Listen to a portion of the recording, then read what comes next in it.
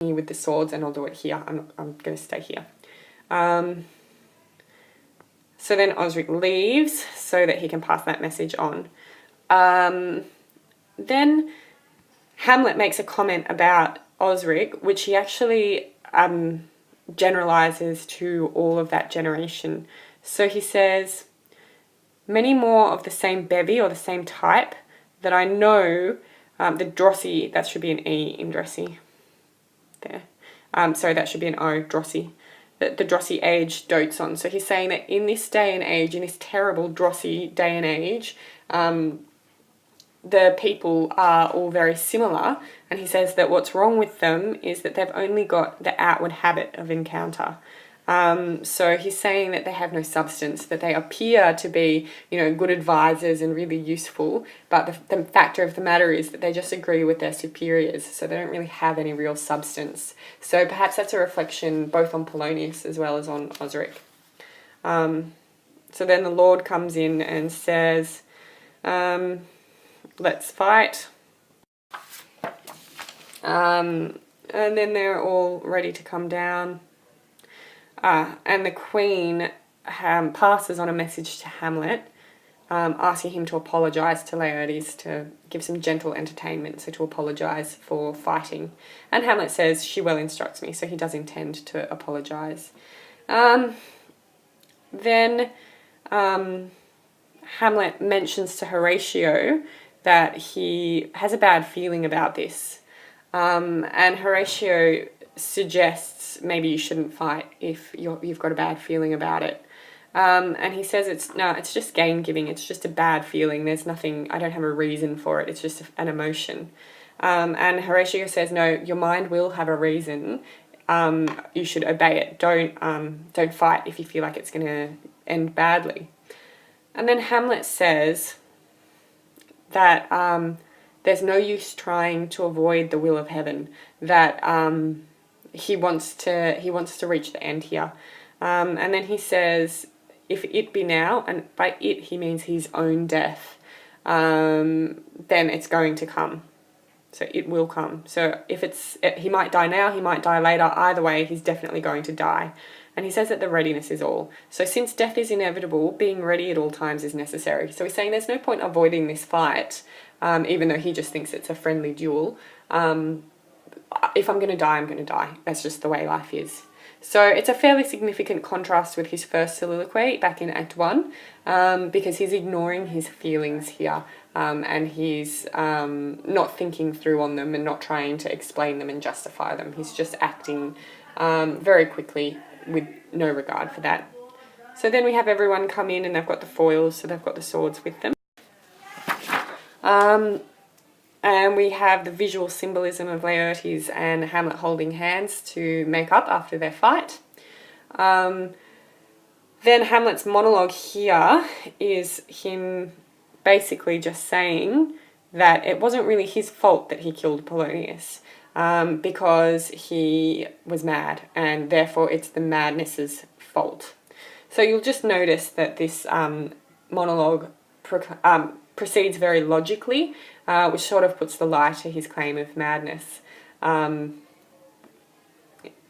then Laertes replies that he will forgive Hamlet, which is definitely not true because he's here to kill him for killing Polonius. So the audience understands that he's lying because we've seen his plotting in Act 4.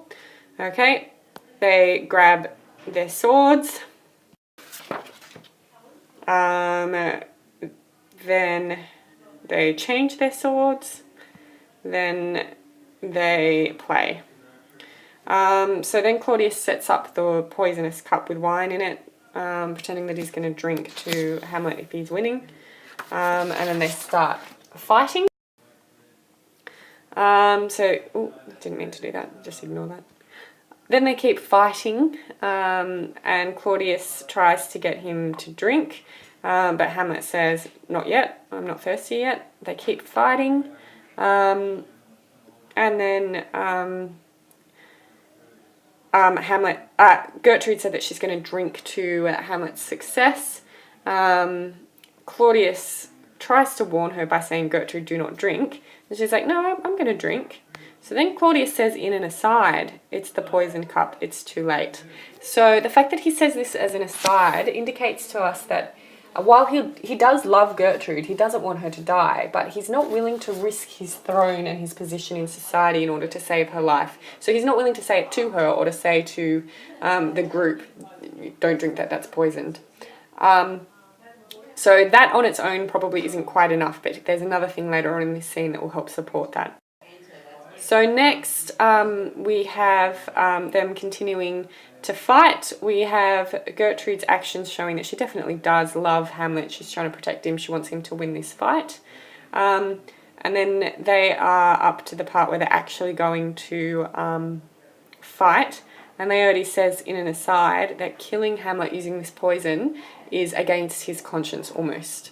So he's having second thoughts about carrying out the revenge. So it's showing that enacting revenge is a really difficult thing even when you really strongly want it, because killing someone isn't easy.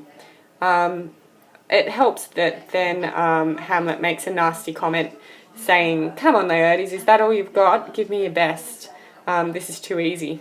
So then they keep fighting. Then Laertes wounds Hamlet. They change rapiers, so now Hamlet has the poisoned sword, and then Hamlet wounds Laertes. So then the queen falls, and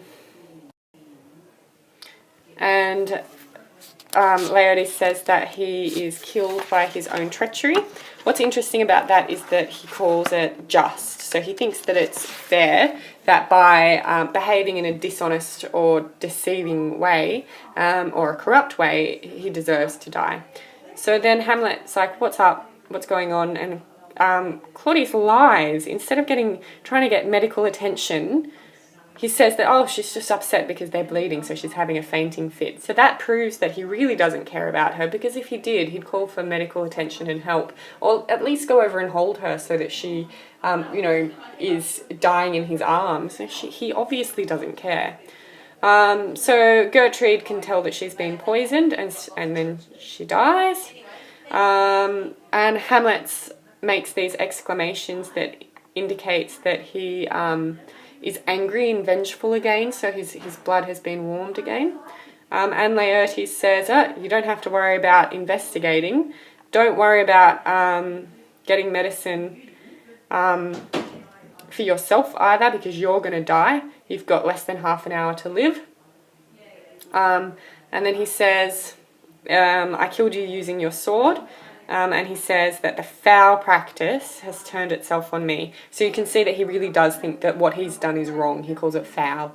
And then he says, the king's to blame. So in the end, he comes to the realization that he's been manipulated, and Claudius has used him to get his own protection from Hamlet. And so then Hamlet finally gets his revenge. He stabs King Claudius, and the people react by calling it treason. So that shows that they do have some loyalty to the king. Notice that now Claudius says, I am but hurt. When Gertrude drank the poison, he didn't say, defend her, let's get her some help. When he's poisoned, he thinks it's fine. So then Hamlet's like, well, if it's just being hurt, then I'm going to pour the poison down your throat from the cup. So he also calls him incestuous, murderous, and damned. So we've got accumulation there describing him. And then finally, King Claudius dies. Laertes says that that's just, that's a fair ending for him, that's what he deserves, and he offers true forgiveness as opposed to at the beginning of this scene when he just pretended to forgive. And Hamlet forgives Laertes for killing him, since he's in the process of dying, and he calls his mother wretched, although he's using, a tone of sadness. He's sad that she's died. And then he says to Horatio, I'm dead, I'm dying. And he says, report me and my cause aright. So he's really concerned with his reputation. He wants to make sure that everyone knows that he wasn't really mad, and that all of these deaths haven't been for nothing, that this is all actually for a good reason. And Horatio says, you're dying slowly and in pain. I don't have a problem with suicide. So when he says, I'm more a Roman than a Dane, he's saying, I don't have a problem with suicide. And he says, here's some liquor left, as in the poison cup has still got some poison in it. And Hamlet drinks it. So he's committing suicide just as much as Ophelia was. So he has it. He lets go. So he's clearly unconcerned about the idea that he might go to hell from doing that. So that compares pretty strongly to the soliloquy in Act 3, Scene 1. And again, he says to Horatio that he's worried that he's going to leave behind a wounded name unless people find out what's going on. So he says, please tell my story about what's going on. Then we have some sound effects coming from the background. We hear that Fortinbras is coming back through from Poland. He's won his fight and he's coming back through to go home. And Hamlet's last statement ever is that he prophesies that Fortinbras is going to take the throne, and because of the way that the system of government runs in Denmark, he says he has my vote, because you have to vote for a new leader even though it's not really democratic. And then as he dies, he says that the rest is silence. So that's his description of death.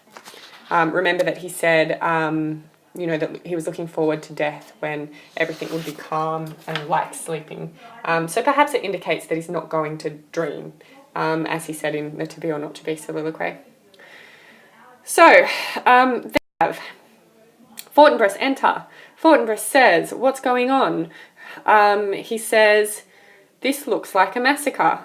So this quarry cries on havoc. It looks like there's been a massacre in here. Then we have an apostrophe, which is where you're referring to something that's not there. So it's a direct address to death. So that ties in with the theme of mortality. Then we have the ambassador from England come in, and he says, well, this is pretty depressing because that means we're too late. This is senseless that Rosencrantz and Guildenstern are dead. So all that negative language ties up.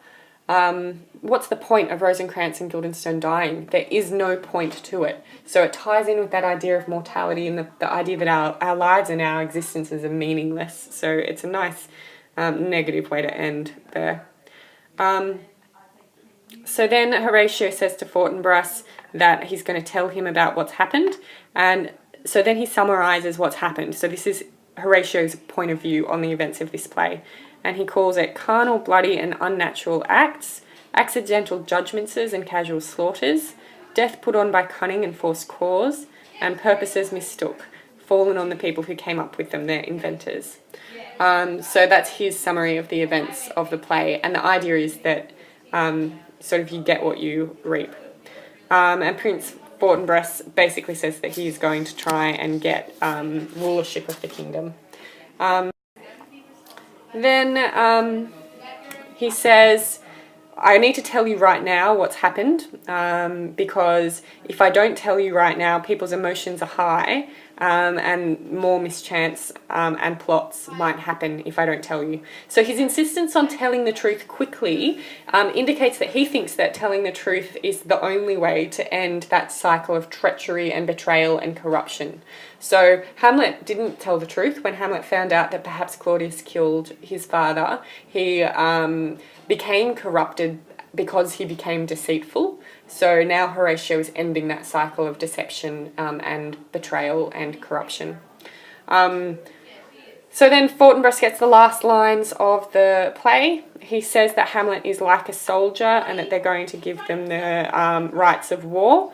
And then he also refers to Hamlet that if he had been a king, he would have been very royal. So again, it comes back to class and status, the idea that Hamlet behaved like a prince because he was a prince. And then the final thing that we hear is gunshots as the final part of the play. And that ends Hamlet.